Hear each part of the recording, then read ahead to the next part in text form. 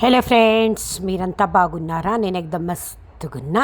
ఈవేళ నేను tasty capsicum పచ్చడి ఎలా చేసుకోవాలో చూపిస్తాను. క్యాప్సికమ్, ఉల్లిపాయలు, టమాటాలు, పచ్చిమిర్చిని ముక్కలు చేసుకోండి.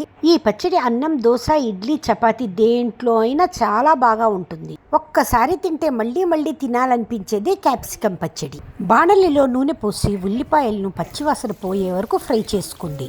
మన హెల్త్కి ఉల్లిపాయ చాలా మంచిది. అందుకే పెద్దలు అంటారు, తల్లి చేయని మేలు ఉల్లి చేస్తుంది అని. ఒక చిన్న మాట ఈ పూట నా నోట.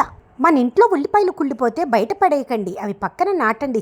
చిన్న మొక్కలు వస్తాయి, వాటినే ఉల్లిబొందులు అంటారు. వీటిని చేపల ఎగురు కూరలో వేసుకుంటే చాలా రుచిగా ఉంటాయి. ఇప్పుడు ఉల్లిపాయలు వేగిపోయాయి. దానిలో పచ్చిమిర్చి, టమాటాలు, క్యాప్సికమ్ ఒకటి తర్వాత ఒకటి వేసి బాగా మగ్గనివ్వండి. దీనిని నూనెలోనే మగ్గనివ్వాలి, నీళ్లు మాత్రం అస్సలు పోయకండి. ఈ పచ్చడి ఫ్రిడ్జ్ లో పెడితే వారం, బయట పెడితే 3 రోజులు మాత్రమే బాగా ఉంటుంది. కొంతమంది ఈ పచ్చడిలో పల్లీలు కానీ నువ్వులు కానీ వేస్తారట, మేమైతే వెయ్యము. వేడి అన్నంలో నెయ్యి వేసుకొని ఈ పచ్చడి కలుపుకొని తింటే ఓహ్ ఎంత బాగుంటుందో, వర్ణించటానికి వీలు లేనంతన్నమాట. వీడియోలో చూడండి ఫ్రెండ్స్, ఉడికిన ఛాయలు కనిపిస్తున్నాయి కదా. ఇప్పుడు దీనిని రుబ్బు రోలులో కానీ మిక్సీలో కానీ నూరుకోండి. ఇంతా చేసి ఉప్పు కలుపుకోవటం మాత్రం మర్చిపోకండి నాలాగా.